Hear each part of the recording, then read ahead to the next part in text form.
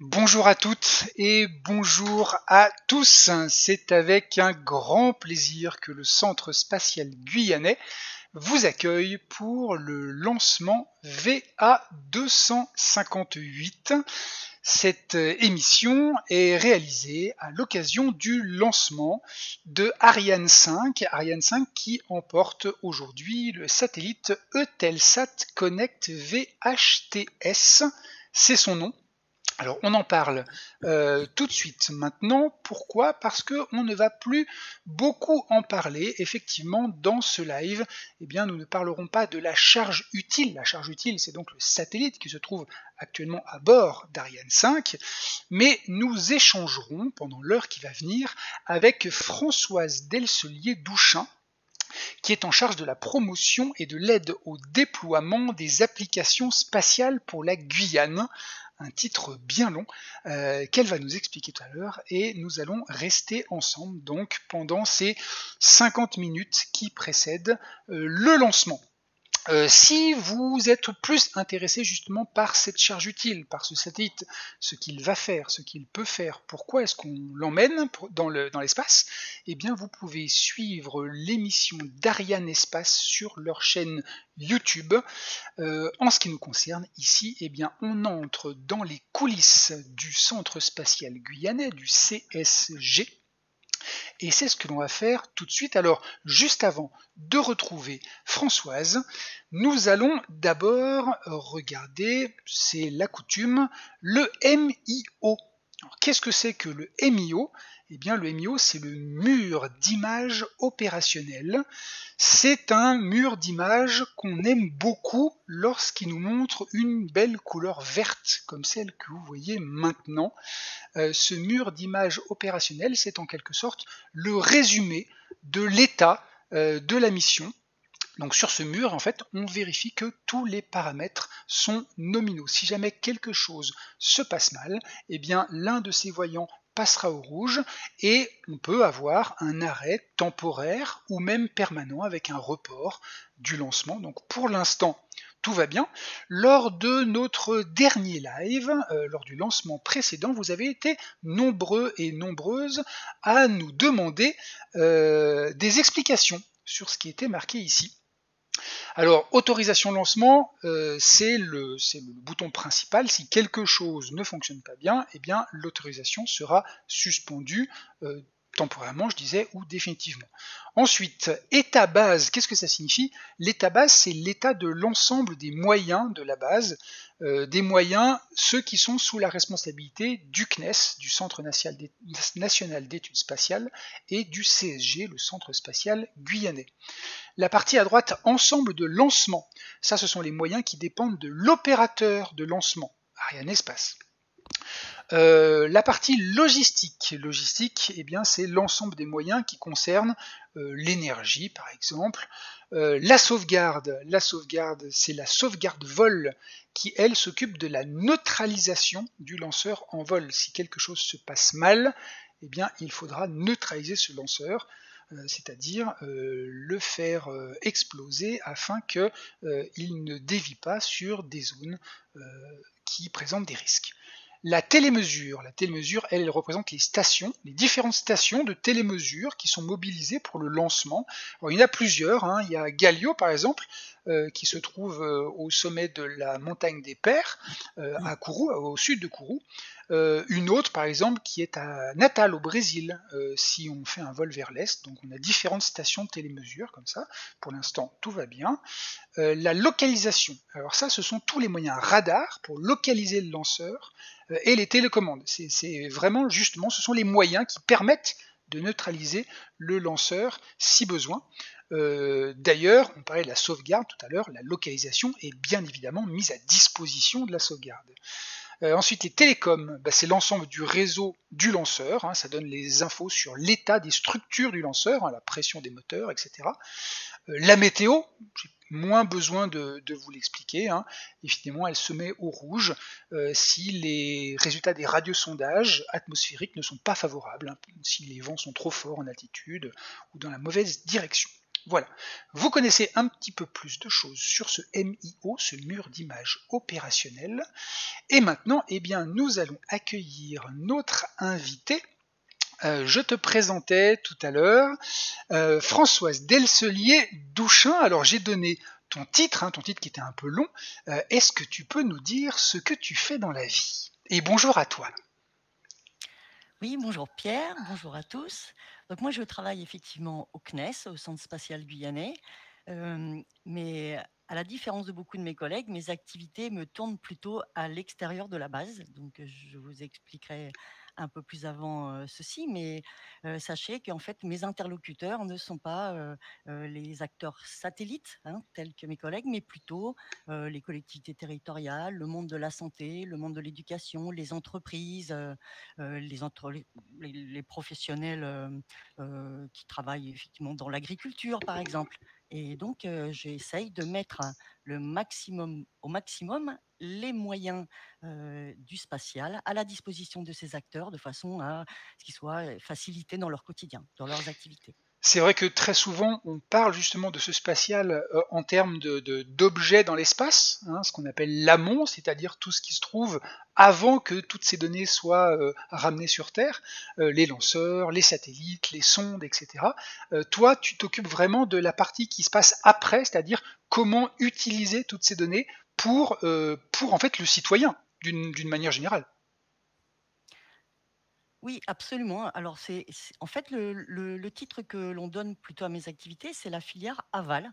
C'est bien ça. Donc, c'est l'utilisation de ces applications, de ces données en provenance des satellites à l'arrivée sur Terre, comme je disais, pour le bénéfice d'un certain nombre d'acteurs. D'accord. Donc, Eh je bien, vous en prie. non, non, justement, bah, je te propose qu'on plonge dans le sujet. Surtout vous qui êtes ici sur la chaîne Twitch du Centre Spatial Guyanais, évidemment, bonjour ou bonsoir à vous, en fonction de si vous êtes en Guyane française ou en France métropolitaine. Bonsoir à tous et à toutes. N'hésitez surtout pas, évidemment, à réagir, à interagir, à poser vos questions dans le chat. Il y a différents moments, justement, où je remonterai vos questions à Françoise pour qu'elle puisse vous répondre. Donc n'hésitez pas. Évidemment, des questions qui restent dans le sujet et dans la spécialité, dans la profession de Françoise. Tu me confirmes, hein, Françoise, ce soir, on ne parle pas de trous noirs ou d'expansion de l'univers. On reste sur les applications du spatial sur Terre. Oui, application spatiale sur Terre, en effet. Alors concrètement, qu'est-ce que c'est que ces applications spatiales? Est-ce que tu peux m'en parler un petit peu plus? Alors, comme je le disais, les applications spatiales, c'est tout ce que l'on peut faire de concret, de pratique, d'utile sur Terre à partir des données qui descendent des satellites. Donc, nos auditeurs, tout le monde connaît un certain nombre de ces applications déjà, sans le savoir, hein, parfois. Par exemple, la météorologie. Donc, là, sur l'animation qui passe sur vos écrans, vous voyez une animation météorologique qui est, je veux dire, classique maintenant pour tout le monde. C'est ce que l'on voit en fait au journal télévisé. Là, on voit la météorologie au-dessus du plateau des Guyanes. Heu, une autre application, par exemple, qui est très connue et très usitée, c'est la localisation, qu'on appelle plus communément le GPS. Bien sûr. Donc, le GPS, un moyen que tout le monde utilise, je dirais assez traditionnellement aujourd'hui, soit pour connaître sa position ou la position d'un objet, un véhicule par exemple, ou pour élaborer une trajectoire pour aller d'un endroit à un autre. Là, ce que l'on voit à l'écran, typiquement, c'est une carte que l'on a faite ensemble là pour montrer la trajectoire obtenue pour aller de Rémire-Montjoly à Cayenne, qui sont deux villes proches en Guyane, autour de Cayenne, de la capitale. D'accord, donc évidemment, ça, ce sont des applications qui sont connues, hein. Sans le spatial, évidemment, on n'aurait pas de GPS. Évidemment, les prévisions météo ne pourraient pas se faire telles qu'elles se font maintenant. Est-ce qu'il y a d'autres applications qui sont peut-être un peu moins connues du public et dont on peut aussi parler? Oui, oui, tout à fait. Alors, quand on parfois on dit, des applications innombrables, bon c'est peut-être exagéré, mais effectivement ces applications sont extrêmement nombreuses et pour, peut-être bien fixer les idées de nos auditeurs, sur ce sujet-là, disons qu'on les classe en 3 grandes catégories. On a les applications d'observation de la Terre, c'est-à-dire les applications qui permettent de faire des cartes, pour aller très vite, qui sont, ce qui est obtenu à partir des données qui descendent de certains satellites spécifiques qui observent la Terre en permanence. Une deuxième catégorie qui est, les télécommunications par satellite. Et là, je fais une toute petite parenthèse. Attention, on dit bien les télécommunications, c'est-à-dire téléphonie, Internet, etc., par satellite. On ne parle pas de tout ce qui est la télécommunication terrestre. Hein, Oui, 4G, 5G, fibre, c'est pas du tout de notre domaine. on reste dans le Et domaine enfin, spatial. absolument, Ok, le signal transite par un satellite. ok. C'est ce qui fait cette spécificité. Et la troisième famille et dernière, c'est la localisation, la navigation précise. Donc, voilà, ce sont les 3 familles, en fait, qui regroupent dans lesquelles on peut ranger, les applications satellitaires, les applications D'accord. spatiales. Alors c'est vrai que, tout à l'heure tu as utilisé le mot c'est vrai qu'on a tous l'habitude d'utiliser quand on parle de positionnement, par satellite, on dit le GPS.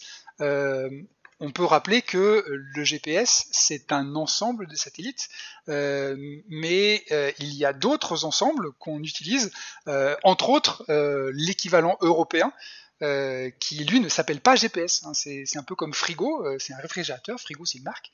Ben pareil, on ne devrait pas dire GPS en fait, c'est ça? Alors absolument, c'est-à-dire qu'il faut rendre hommage, aux Américains qui ont été les premiers à mettre, un dispositif, aussi, largement utilisé, dans ce domaine-là. Mmh. Mais aujourd'hui, plus récemment, donc, l'Europe s'est dotée d'un système, similaire en termes d'applications. Quand je dis similaire, il faut quand même savoir qu'il y a des applications, supplémentaires que l'on peut faire avec Galileo, mais surtout, les applications de positionnement sont beaucoup plus précises avec Galileo qu'avec le GPS, ce qui ne retire rien à notre prédécesseur, bien évidemment. Et d'ailleurs, les Alors 2 si systèmes sont utilisés ensemble par notre téléphone portable, par exemple. Ils se connectent aussi bien à l'un qu'à oui, l'autre et ils oui. mixent un peu les données. Tout à fait. OK. Alors ce qui est vrai, c'est que de plus en plus, les dispositifs qui font de la localisation vont utiliser, tous les systèmes en même temps. Le système GPS américain, le système GLONASS russe, le système Galileo européen. Donc, tout ça améliore la précision parce que plus il y a de satellites, au-dessus, de la personne qui requiert, son positionnement, meilleure est la précision. Évidemment. Et alors du coup, on parlait donc de choses qui sont classiques, connues, c'est des applications dont tout le monde a entendu parler. Est-ce que maintenant tu peux nous parler d'autres applications plus fines, moins connues, mais certainement pas moins importantes? Alors effectivement, on a commencé par parler, des applications courantes.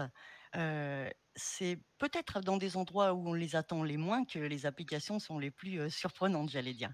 Donc, je vais donner quelques exemples en commençant par un domaine que tout le monde connaît et qui concerne tout le monde, c'est le domaine de la santé. Donc comment utilise-t-on les applications spatiales, les données spatiales, heu dans le domaine de la santé? Alors, dans le domaine de la santé, 2 grands volets. Je vais commencer par l'épidémiologie. Donc l'épidémiologie, c'est l'étude, des épidémies, l'analyse des épidémies. Donc, ce qui est montré, en ce moment sur l'image, c'est une carte qui a été constituée à partir de données, satellitaires, de fonds de cartes satellitaires et une combinaison d'éléments qui permettent d'obtenir, la probabilité la plus forte, de la plus forte à la plus faible, du rouge au vert, de trouver des satellites de tel Des, type. Alors je des- vais le des détailler. satellites? Des moustiques? Pardon, pardon. Pas de souci. Voilà, voilà, Donc, donc le là où lapsus, c'est rouge, c'est là où on a de fortes chances d'avoir des moustiques vecteurs de maladie, et là où c'est vert, c'est là où on a c'est ça, moins de chances, voire pas du tout. C'est ça. exactement. Ok. Et la façon dont on réalise, ce type de carte, c'est en combinant des informations qui proviennent d'acteurs différents, chacun dans sa spécialité. Donc les médecins nous disent que le paludisme, le chikungunya et cetera sont propagés par tel type de moustique. Les spécialistes des moustiques nous disent que tel moustique, a des caractéristiques, de vie qui, qui sont spécifiques, à son espèce, l'humidité, le couvert forestier, par exemple. On combine toutes ces informations et on regarde quelles sont les zones, sur lesquelles il y a de la population, puisque des moustiques infectés, qui se promènent dans une zone où il n'y a pas de population ne présentent pas vraiment de risque. Mmh. Mais là, c'est ce qui nous intéresse, c'est de faire de la prévention du risque, et donc ce type de carte que vous avez à l'écran permet, soit, au monde sanitaire de faire de la prévention, c'est-à-dire d'aller, peut-être, auprès des populations pour faire, de la vaccination, par exemple. Ou alors au service de sécurité civile pour, peut-être lancer une opération de démoustication. D'accord, et ça grâce aux données satellites qui suivent le couvert, végétal, qui suivent, les nappes d'eau et qui peuvent justement, permettre de créer ce genre de carte. OK. Absolument. Alors justement tu me parlais du domaine médical, est-ce que les satellites peuvent nous aider pour la santé? Alors absolument, là, pour faire de nouveau référence aux familles dont je parlais tout à l'heure, là, dans le cadre de l'épidémiologie, on est dans le cadre de l'observation de la Terre. La santé, elle peut bénéficier également des télécommunications par satellite. La Guyane, entre autres, mais est une zone qui est, plutôt blanche de télécommunications, et il y a un moyen aujourd'hui, les moyens technologiques le permettent, de faire de la santé à distance, c'est-à-dire, de, heu, d'avoir, d'un côté un patient accompagné d'un professionnel de santé, mais qui peut être un généraliste ou une infirmière, équipé de dispositifs qui permettent de faire des mesures sur lui, une radio, mesurer, un certain nombre de paramètres, sanguins par exemple, et l'information est relayée par satellite dans un hôpital, par exemple à Cayenne, pour faire un diagnostic, parce que là se trouve le spécialiste qui est en mesure de faire ce diagnostic. Si la zone est totalement dépourvue de télécommunications terrestres, seule l'utilisation d'une télécommunication par satellite, c'est-à-dire de l'internet par satellite, permettra de relier ces deux entités, le patient d'un côté et le spécialiste de l'autre. D'accord. Le patient ou d'autres types de personnes? C'est-à-dire que ce qui marche pour, la médecine peut marcher pour d'autres domaines aussi? Alors tu as parfaitement raison. Justement, si on tire en fait le fil de télécom, sans faire de mauvais jeu de mots, heu, en passant du domaine de la santé, à un domaine qui touche aussi tout le monde, c'est l'éducation. On peut imaginer aujourd'hui, faire de l'instruction à distance, alors, de tout niveau, de petites écoles à l'université. On peut aujourd'hui, dans une université, suivre des cours, lorsqu'on est à Bordeaux, qui sont des cours dispensés, je ne sais pas moi, à Madras, à Washington ou, à Madrid, et tout ça très facilement, grâce à des moyens de communication, par satellite, notamment. D'accord. Alors juste avant qu'on prenne, quelques questions, alors pour l'instant le chat se chauffe tout doucement, c'est-à-dire que certains viennent juste d'arriver. Voilà, donc on attend encore quelques questions sur tout ce que l'on vient de dire, hein. N'hésitez pas évidemment à interagir, on est là pour ça, hein. Vous faites partie du voyage, vous êtes avec nous, donc n'hésitez pas. Si vous avez des questions sur tout ça, à les poser, on y répondra évidemment avec plaisir. Hem Est-ce qu'il y a encore, quelques applications que tu peux nous donner avant qu'on commence à faire remonter quelques questions? Alors, je pense qu'il y a une famille d'applications qui est heu, s assez symptomatique aujourd'hui de ce qui est, très attractif pour les populations, c'est la gestion des risques, hein. Ça intéresse beaucoup de monde. On a vu cet été, énormément de catastrophes naturelles dues à l'évolution du climat, entre autres. Hem, L'utilisation de la donnée satellitaire dans ce cas-là, elle est fondamentale. Typiquement, ce que l'on peut voir ici sur l'image, c'est une carte avant-après qui a été faite, sur l'île de Saint-Martin, qui est pas très éloignée de la Guyane, et on compare une image qui a été prise après, un tremblement de terre, avec une image qui a été acquise il y a, quelques années de cela, ou quelques mois avant le sinistre, et qui en fait est stockée dans une banque de données, parce qu'il faut savoir que la Terre est régulièrement imagée par les satellites, et donc on constitue des bases de données qui nous permettent effectivement ensuite de faire, ce type de comparaison. Donc à quoi cela sert-il d'avoir ce type d'image avant-après? C'est pour faire des cartes de risque, des cartes de situation. Alors, qu'est-ce qu'une carte de situation? Une carte de situation, c'est quelque chose qui va permettre, aux acteurs locaux, en l'occurrence là les acteurs publics de Saint-Martin, la sécurité civile notamment, d'organiser des secours en s'appuyant sur des données qui sont fiables. Ne pas engager, les pompiers ou les services médicaux sur des routes qui se sont effondrées, heu, vérifier quelles sont les zones dans lesquelles il reste encore des réservoirs d'eau, dans quel état sont, les centrales électriques et Toutes les cetera et cetera. Donc infrastructures, en fait. c'est toutes les infrastructures qui font en fait la vie de la cité et sans lesquelles, eh bien, il serait très difficile de remettre, en fonctionnement, voilà, à terme, la ville ou la commune. Mais entre, la catastrophe et la remise en route de la commune, déjà porter les premiers secours. D'accord, OK. Donc ça permet en fait, c'est vraiment un support opérationnel fondamental pour toutes les opérations, à la fois pour anticiper les risques et aussi pour, lorsque un événement est arrivé, pour pouvoir aider les secours, hein, c'est ça? Absolument. Alors là, dans le cas, de l'image que l'on a, en visuel, c'est effectivement c'est de l'a posteriori. Donc il y a eu une catastrophe, on a sorti la banque et on a fait la comparaison. Il y a effectivement dans ces banques de données tout un tas d'informations, qui peuvent être utilisées pour faire de la prévision et c'est ce qu'on appelle, hein, dans notre jargon des séries temporelles. C'est-à-dire que sur une même zone, on acquiert des images satellitaires de même nature, c'est-à-dire, à la même résolution, dans les mêmes conditions Mmh. et on fait défiler en quelque sorte ces images comme si on faisait en quelque sorte un film et on voit, apparaître les évolutions.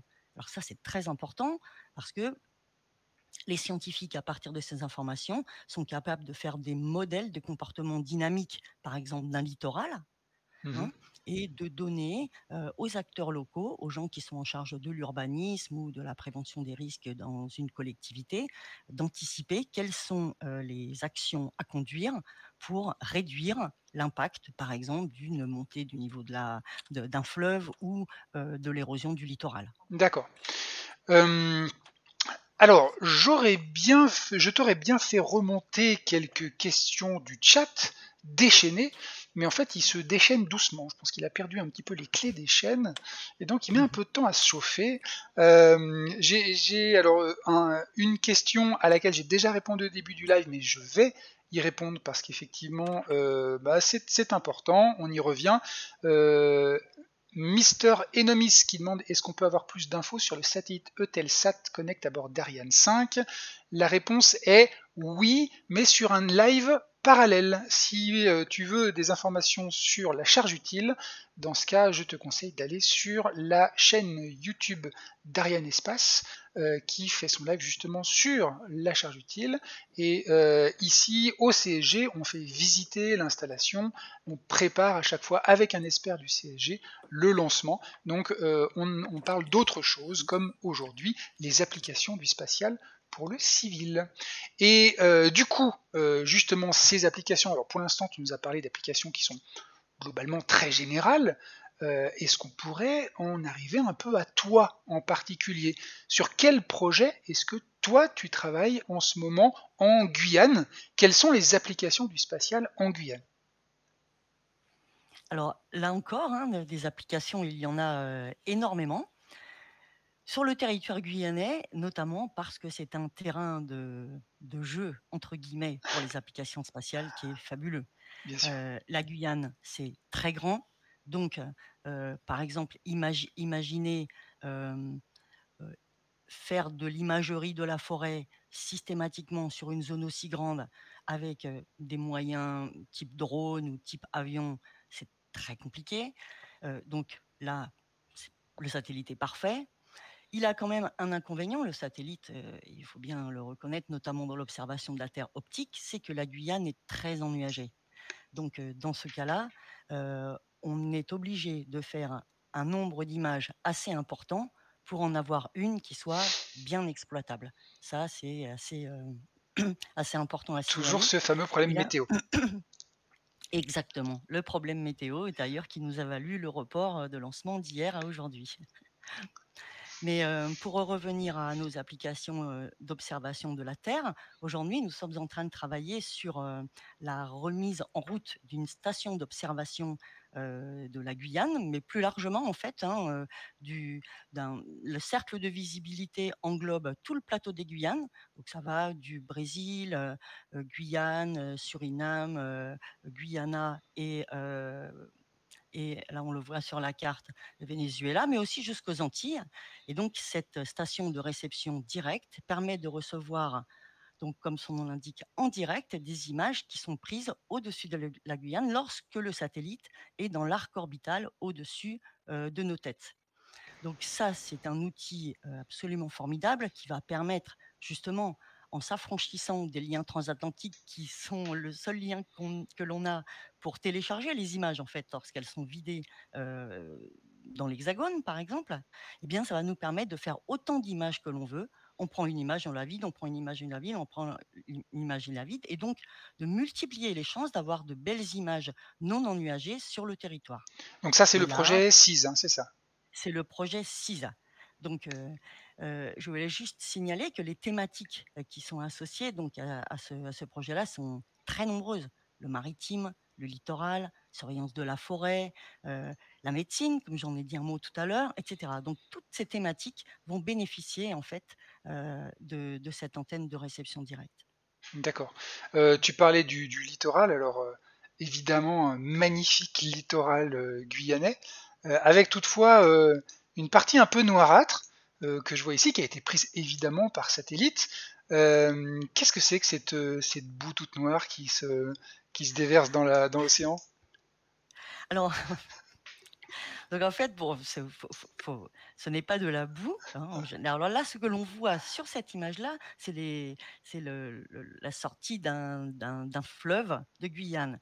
Mais ce que l'on voit tout le long du littoral, qui fait que la mer en Guyane n'est pas bleue, l'océan n'est pas bleu, ce sont des bancs de vase, hein, qui se déplacent depuis le nord du Brésil à la sortie du delta de l'Amazone et qui remontent tout le long du plateau des Guyanes pour atteindre l'Orénoque, hein, à peu près, hein, qui est au Venezuela.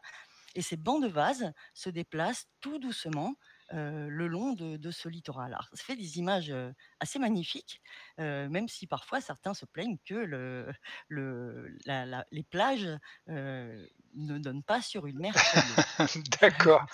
Mais Donc il là, faut savoir, oui, pardon, oui, dis-moi, non, je t'en prie, vas-y. non, je voulais juste te dire qu'il faut savoir quelque chose qui est beaucoup plus positif que ce que je viens de dire, c'est-à-dire que la mer n'est pas bleue, c'est qu'en fait, ces bancs de vase sont des protecteurs du littoral. Lorsqu'un banc de vase est en face d'une zone du littoral, en fait, la houle, les vagues s'écrasent sur ces bancs de vase et protègent le littoral. Il n'y a que des petits clapotis qui arrivent jusqu'au trait de côte, en fait. Et ça, c'est une caractéristique très spécifique du littoral, de ce littoral-là. D'accord.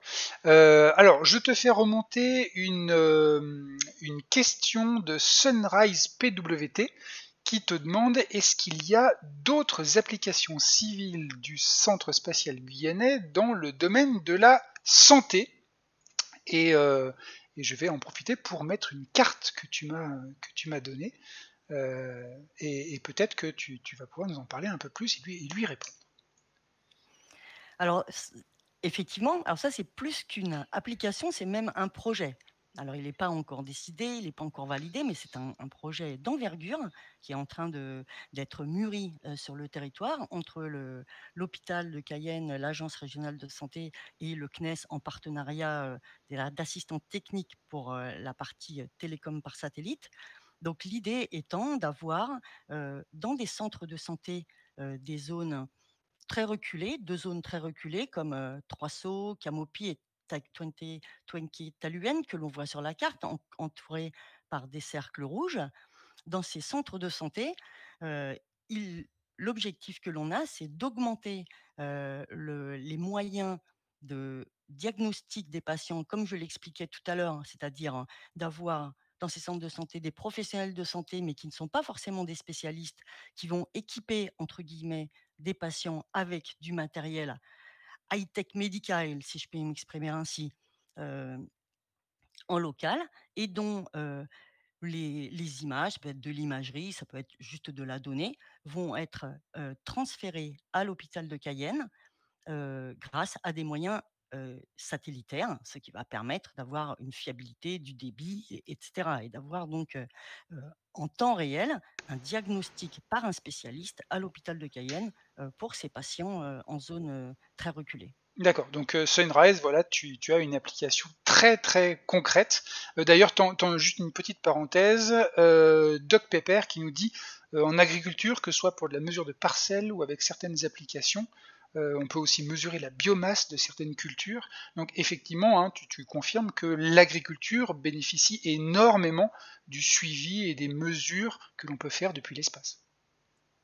Alors effectivement, le monde agricole est un monde qui peut bénéficier des données spatiales. J'ai entendu le mot biomasse, alors ça c'est très intéressant. Je ne sais pas si on peut le ranger trop dans l'agriculture ou dans le domaine de la surveillance de la forêt ou même de l'énergie. Parce qu'aujourd'hui, effectivement, grâce à des satellites, alors là, ce ne sont plus des satellites optiques, mais ce sont des satellites radars qui ne fonctionnent pas dans la même bande de fréquence. Le signal, peut traverser le couvert végétal, donc de la forêt et faire une mesure qui est retournée vers le satellite, qui donne en fait la biomasse, la quantité de biomasse, qui est concentrée dans, cette zone de la forêt qui vient d'être traversée. Ça, D'accord, c'est très intéressant. Pour le monde agricole également, alors, en Guyane, c'est en train de se mettre en place. On est en train de faire la promotion de l'utilisation de ces applications spatiales et typiquement, c'est vrai, le parcellaire agricole, la définition du parcellaire agricole et l'anticipation des meilleures zones agricoles pour faire tel type de culture hein, est en développement. Si je peux me permettre de donner un exemple qui est beaucoup plus, occidental, si je puis dire, c'est, le suivi de machines agricoles aujourd'hui, avec des moyens de localisation par satellite qui permettent de faire, bah, de la récolte, automatique. Donc, les d'accord. tracteurs sont équipés, on peut désherber automatiquement et cetera.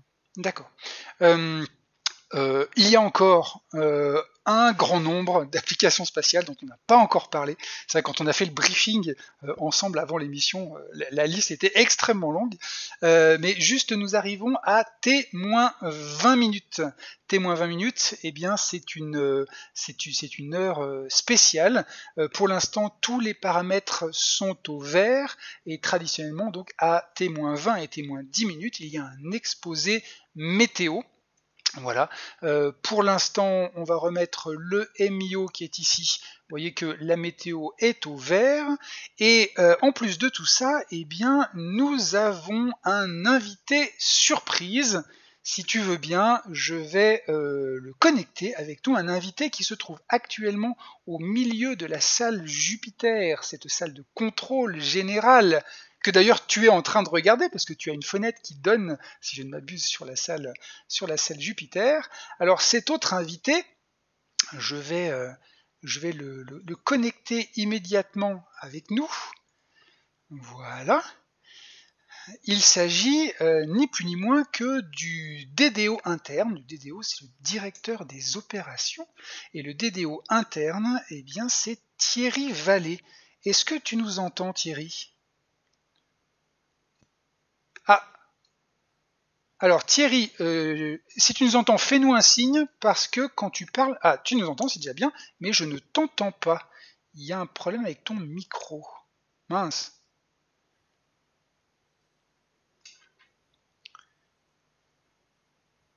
Alors, est-ce que tu peux nous dire un mot?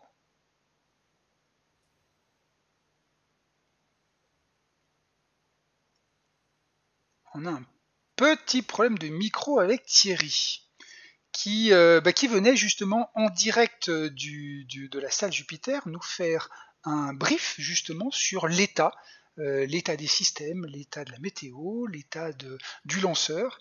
Euh, on avait fait un petit test ensemble qui semblait tout à fait bon. Là, effectivement, alors, je te vois très bien, Thierry, mais je ne t'entends pas. Écoute, je te laisse essayer de te reconnecter, peut-être avec un micro casque, d'accord? Et puis dès que tu es prêt de nouveau, on reviendra vers toi. Merci beaucoup Thierry.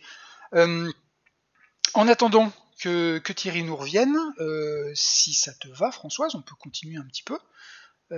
Ces applications dont tu nous parlais tout à l'heure, on parlait, oui, c'est ça, on parlait d'agriculture, qui était un sujet, qui était le dernier sujet qu'on avait vu.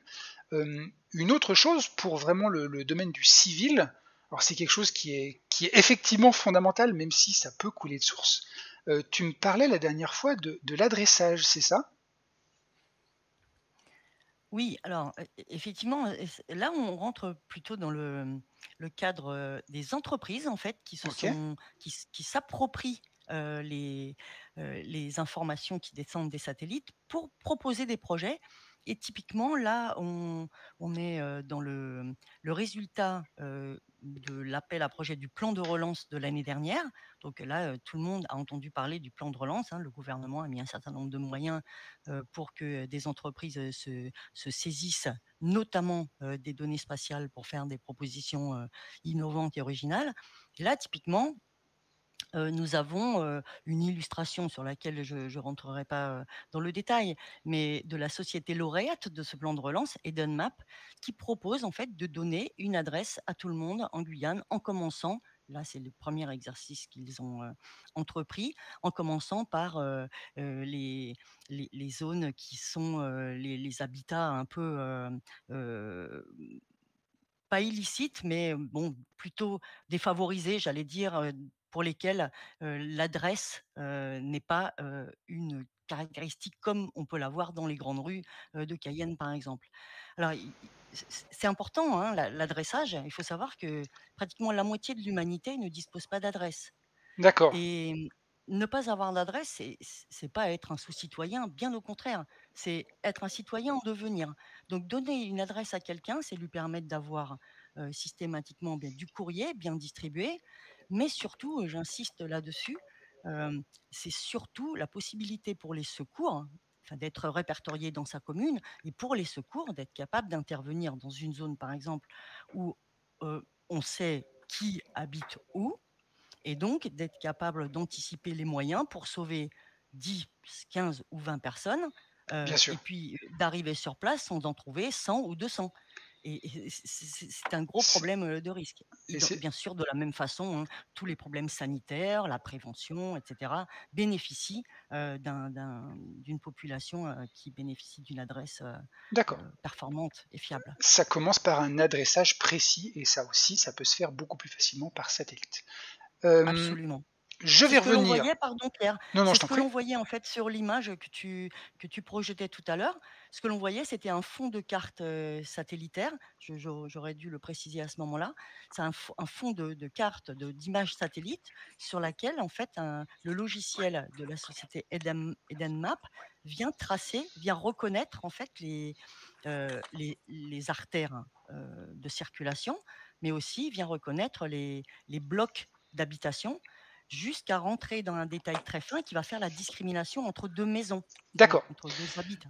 Voilà, Je te coupe, Françoise, parce bien que sûr. Thierry Vallée est revenu avec nous et Dieu sait qu'il en a des choses à faire pour préparer ce vol 258 d'Ariane 5. Bonjour Thierry. Bonsoir, est-ce que vous m'entendez cette fois-ci? On t'entend parfaitement bien et c'est Alors, avec très bien. c'est Je vais, je vais devoir vous mettre en stand-by 2 secondes. très bien.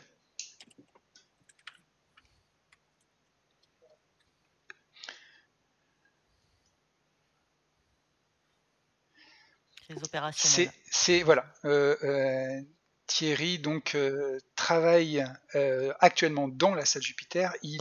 On a la grande chance de pouvoir avoir quelques minutes avec lui pour faire ce petit point.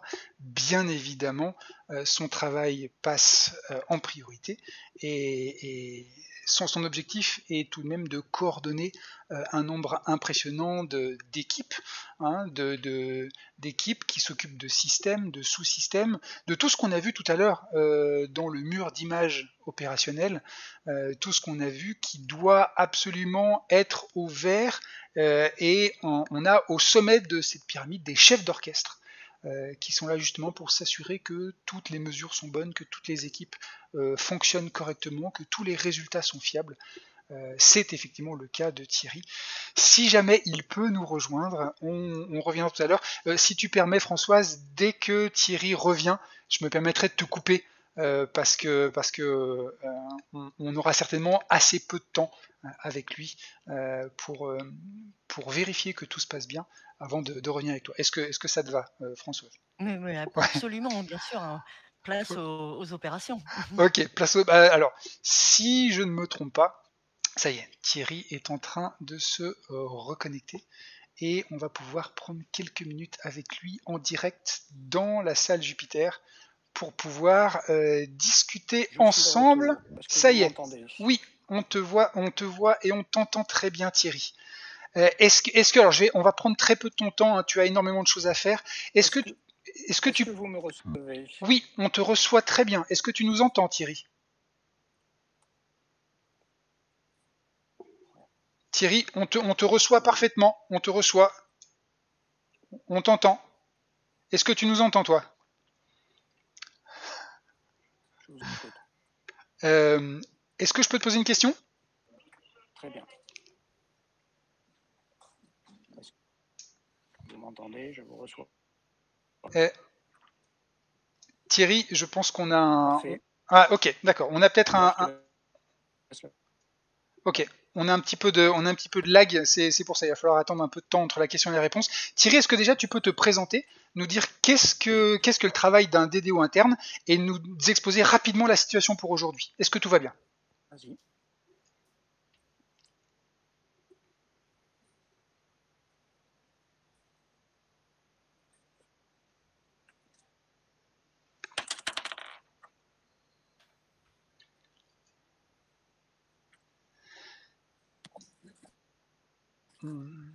On a quelques soucis avec Thierry. Est-ce que tu m'entends, Thierry, depuis la salle Jupiter?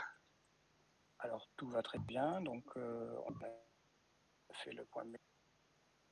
Et typiquement, mon rôle, en fait, c'est de pouvoir m'assurer que...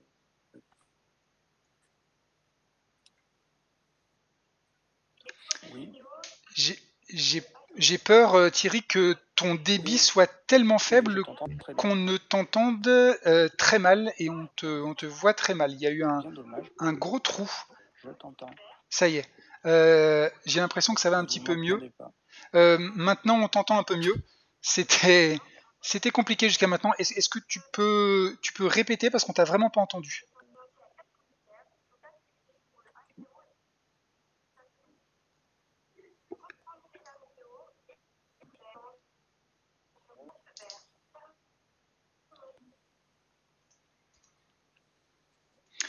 Alors je crois que pour aujourd'hui, c'est que l'exposé météo de moins 20 minutes et celui de moins de 10 minutes pour procéder au lancement dans un peu moins de 9 minutes. D'accord. On t'entend extrêmement mal. Alors, a priori, tu nous as donc dit que l'exposé météo T-20 et T-10 était bon pour un lancement, mais ça a été, ouais, c'était très très très haché et très coupé. Je suis désolé, Thierry, mais là, on a eu beaucoup de difficultés à t'entendre et à te voir. Certainement à cause d'un débit très très faible, apparemment, d'après mes indicateurs. Je voulais toutefois te remercier. Hein, c'était vraiment un test. Hein, c'est une première. Alors une première, ça ne va pas sans un certain nombre de soucis techniques, hein, que ce soit pour Ariane, pour la mission Artemis ou pour la présence de Thierry avec nous ce soir. Je voulais te remercier beaucoup Thierry. Merci à toi d'avoir été parmi nous, de nous avoir confirmé que tout va bien, parce qu'on l'a quand même compris.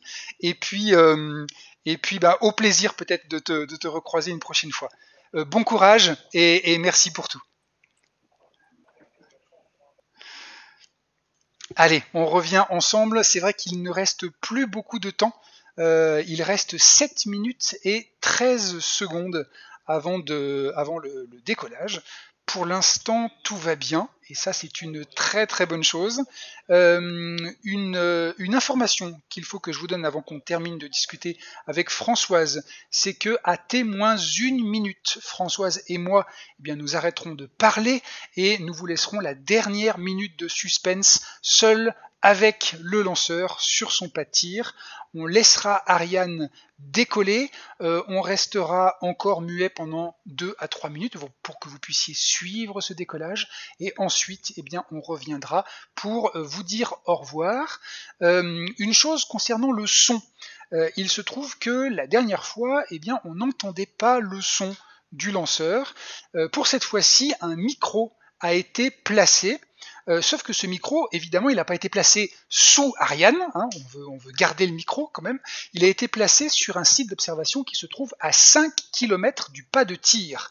Ça signifie quoi? Ça signifie que lorsque le lanceur va s'élancer dans le ciel, eh bien, il va falloir une quinzaine de secondes pour que le son arrive jusqu'au micro à 5 km de là. Donc ne soyez pas surpris s'il y a une différence entre ce que vous voyez et ce que vous entendez. En réalité, c'est extrêmement proche de ce que vous pourriez ressentir si vous étiez en Guyane au CSG. J'ai eu l'occasion de voir un décollage d'Ariane 5, c'est exactement ça, c'est-à-dire qu'on voit Ariane décoller dans le ciel et bien longtemps après, on entend le son du décollage qui arrive. Donc ne soyez pas surpris s'il y a un décalage entre le son et l'image. Voilà.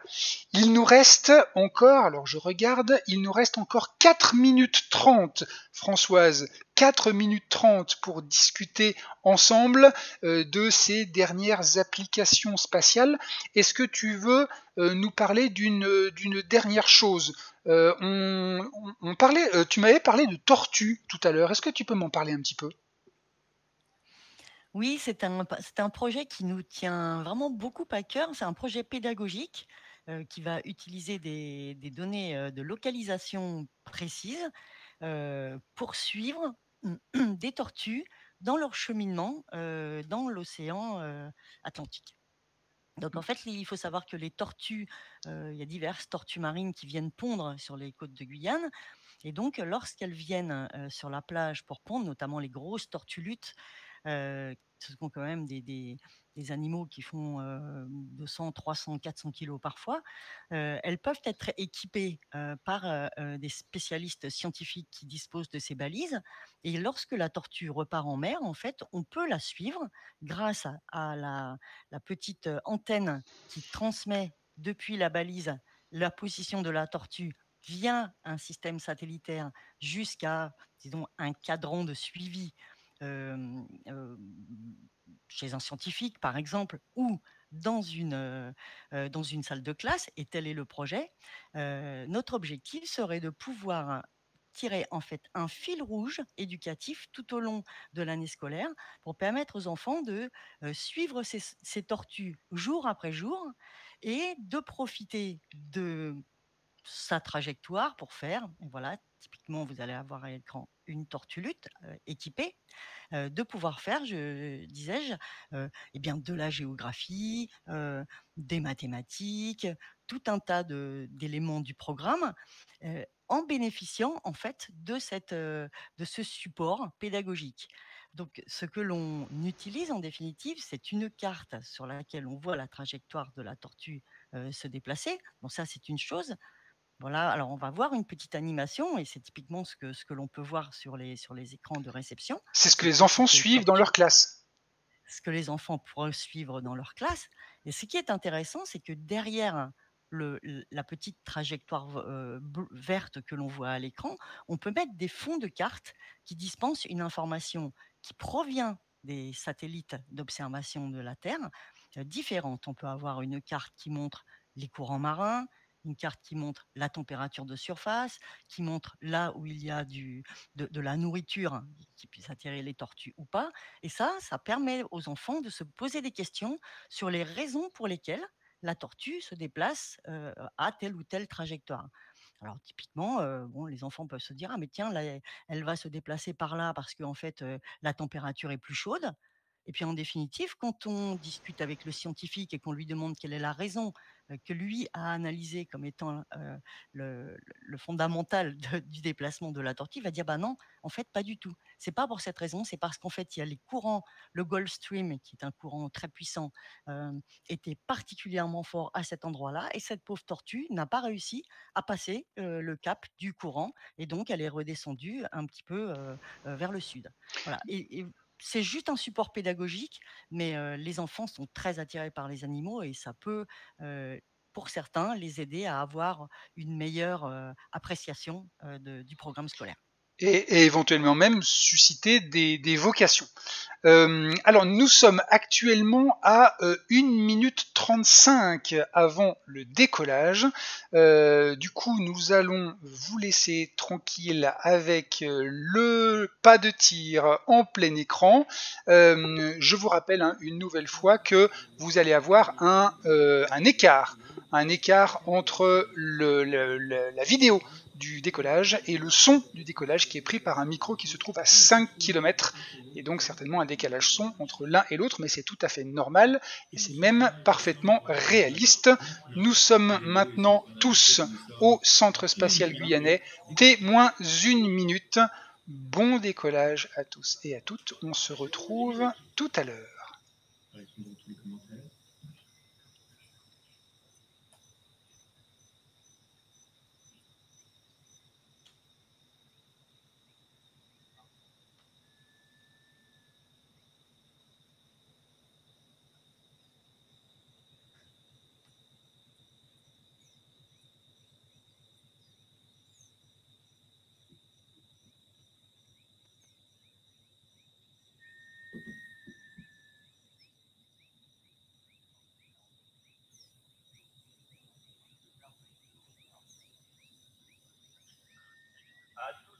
Attention pour le décompte final.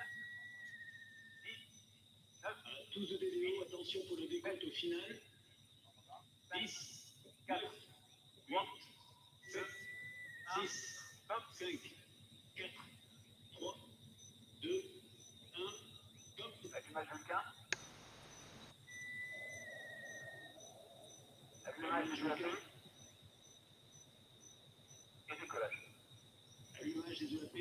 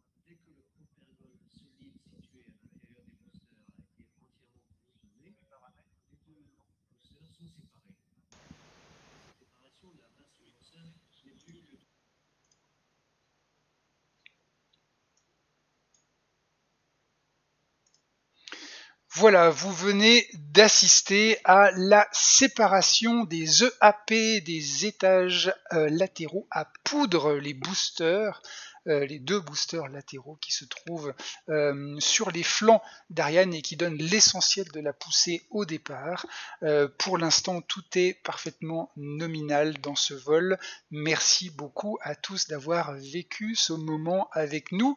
Je voudrais en particulier, bien sûr, te remercier, Françoise Delcelier-Doussin, d'avoir été avec nous pendant toute cette heure, de nous avoir parlé de toutes les applications que le spatial peut apporter à la fois au monde en général et à la Guyane en particulier. Donc merci pour ta présence, merci pour ton expertise. Voilà, c'était vraiment passionnant. Et puis merci bien évidemment à vous toutes et vous tous qui êtes venus vivre ce moment avec nous, qui étiez là dans le chat sur la chaîne Twitch du Centre Spatial Guyanais. Il est maintenant temps de se séparer pour la suite des opérations. Si vous voulez suivre la suite du lancement, eh bien n'hésitez pas à basculer sur la chaîne YouTube d'Ariane Espace, qui elle va continuer encore à streamer un moment le vol. Pour ce qui nous concerne, eh bien la soirée est terminée. Merci une nouvelle fois à toutes et à tous d'avoir été là avec nous ce soir. Merci Françoise Delcelier-Doussin. Merci beaucoup à toi. Et puis je te laisse le dernier mot.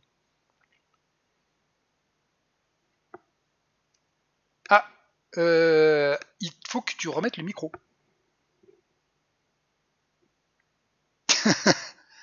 Tu as dû couper ton micro pour le décollage. Est-ce que tu l'as remis?